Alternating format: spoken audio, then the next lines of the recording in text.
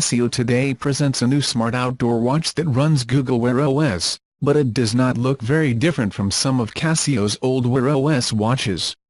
In fact, it looks exactly the same and seems to have all the same specifications and features, except one: it costs $100 less.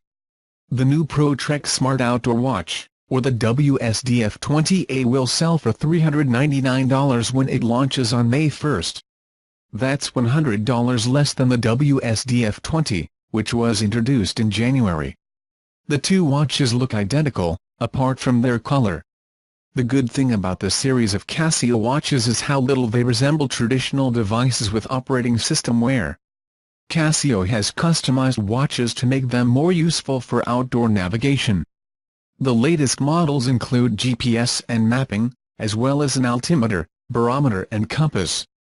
They can also function as an activity tracker.